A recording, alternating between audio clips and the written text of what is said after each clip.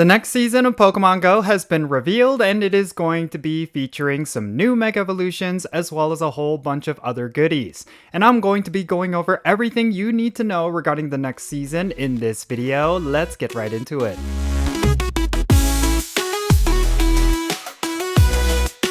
Hey, how's it going everyone? Count Jinsula here with a brand new Pokemon Go video. I hope your day is going really well, and let's get right into it. So today we're going to be taking a look at the new season of Pokemon Go. This season is going to be called Forever Forward, and it's going to be featuring a whole bunch of key events like Pokémon GO Fest, but it's also going to be featuring some new content like Super Mega Raids featuring new Mega Evolutions. And I think this is definitely going to be a good season. I think there's a lot of things to look forward to, and I really do think that for us as Pokemon Go players, this is going to be some really great stuff for this summer. Alright, so without further ado, let's go over the announcement. Let's talk about all the details for this Forever Forward season, and then afterwards, let me share some thoughts. The next season is going to be called Forever Forward, and it's going to be starting on June 2nd at 10 o'clock a.m. local time, and it's going to go until September 8th at 10 o'clock a.m. local time. This is definitely going to be a pretty interesting season, considering that it is going to be focused primarily on some new content that we can enjoy. Now, the big highlight for this season is, of course, going to be Pokemon GO Fest, in particular, Pokemon GO Fest Global, which is going to be happening on July 11th and July 12th, and it's going to be available to everyone. And it's also going to see the debut of the Mega Evolutions for Mewtwo, as well as the mythical Pokemon Zeraora. This is definitely going to be a really good time, and it is considered free, because there's not going to be a paid ticket for all the bonuses, but it will still likely be costly because of the amount of raiding that is going to be involved. So be ready for this. I think it's going to be a really solid event. Now, featured with this new season is going to be the debut of some new Mega Evolutions. Here you can see that they're teasing the Mega Evolutions for Raichu that are going to be debuting, but they're also hinting at the debut of Mega Skarmory, which was in the teaser image. These are some very interesting Mega Evolutions, and I'm very curious to see how relevant they are going to be.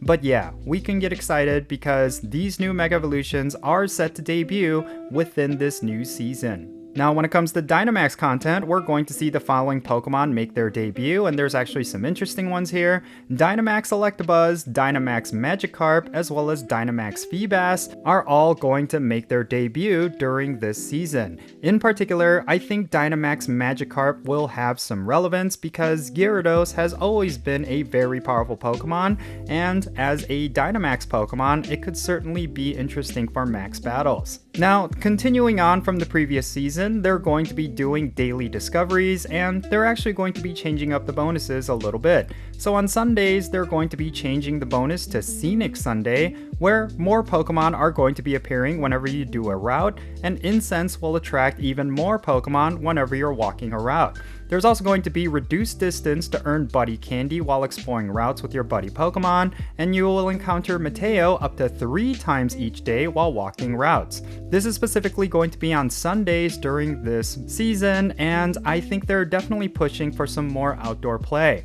And then when it comes to Monday, they're going to be removing Fast Track Monday, but they're going to be keeping Max Mondays, and this means power spots are going to refresh more quickly. There's going to be additional power spots that will be active on Mondays, and then Max Battles will rotate to feature different Dynamax Pokemon, specifically on Monday. And then finally, for Tuesday, they're going to be changing it up, and it's going to be all about Pokestop showcases. Trainers can enter up to 5 Pokestop showcases specifically on Tuesdays, and I think this is actually going to be a pretty decent bonus. Alright, next let's move on to the seasonal highlights. So these are the dates for the community days that are going to be happening during this season. We're going to be getting June Community Day on June 20th, and then on July 4th, we're going to get July Community Day, and then on August 16, we're going to get August Community Day. They don't seem to include any Community Day classics, but at the very least, we do know that Frigibax Community Day is set to happen in June, so be excited for that. Also, during this season, there's going to be various monthly Go Passes, and they're going to reward you with either Lugia, Ho-Oh, as well as Latias, as well as various other premium items. I'm actually looking forward to seeing these Pokemon as Go Pass rewards because they're actually pretty good, and to get additional candies and potentially a shiny with high IVs and the special background, that is always really exciting. I don't necessarily know if these Go Passes are going to be worth it, but at the very least we know that the special incubator is going to be part of June, and also with Latias. And with these Go Passes, these are going to be the major milestone bonuses that you can unlock. At tier 1, you're going to get 1 additional candy for trading Pokemon, and then at tier 2, which unlocks at rank 25, you're going to see increased limits on opening, receiving from Pokestops and gym photo discs, and storing gifts. This is all about getting increased gifts, and it's pretty essential, especially if you're trying to level up your friendship levels in order to get forever friends for those remote trades. And then if you unlock tier 3, which happens at rank 50, you're going to get double the duration for the daily adventure incense. That is a very solid bonus. And then at tier 4, which unlocks at rank 75, you're going to get increased experience and stardust from hatching eggs. Alright, and now let's go over the seasonal rotations, starting with the Pokemon that you can encounter from Research Breakthrough. You could potentially get Dragonite, pretty cool, Axew, Honedge, Jangmo-O, Indeedee, as well as Cloth. I think for them to include Dragonite, that is pretty major because this Pokemon recently got a Mega Evolution, and it has always been significantly relevant. I mean, it may not necessarily be the absolute best Pokemon, but at the very least it could help out newer players in raid battles as well as PvP. So this is a pretty decent rotation of Research Breakthrough Pokemon, but it is still disappointing that we do not get legendaries from Research Breakthrough, which was the case when this was first introduced. And then finally, let's talk about what's going to be hatching from eggs during this season. In 2km eggs, you could potentially get Execute, Corphish, as well as Wynot. And then in 5km eggs, you could potentially get Riolu, Mantike, and Flittle, as well as within the Adventure Sync 5km egg, you can get Tyrogue, Sableye, as well as Budew. I think Riolu being in 5km eggs is a pretty big deal because its evolved form, Lucario, has always been extremely relevant, especially with its Mega Evolution. And then with 7km eggs, you could potentially get Alolan Diglett, Galarian Corsola, as well as Galarian Darumaka, and then the 7km egg that you get from Mateo could potentially get you Hisuian Growlithe, Hisuian Sneasel, as well as white striped form Basculin. And then finally, in 10km eggs, you could potentially get Mawile, Absol, as well as Frigibax, and I'm sure they're going to add more Pokemon with various events. But the 10km egg from the weekly Adventure Sync rewards could potentially get you Bagon, Druddigon, as well as Drampa.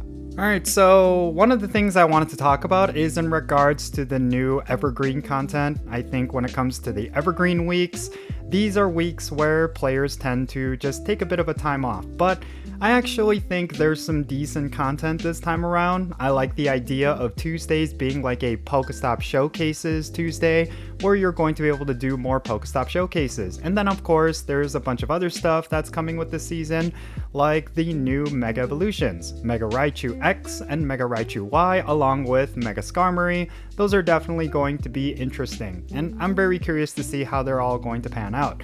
Overall, I think this season is looking pretty good. I think it's going to be a lot of really solid content, and I do think that overall, Niantic is doing a good job. It's definitely going to be a good summer.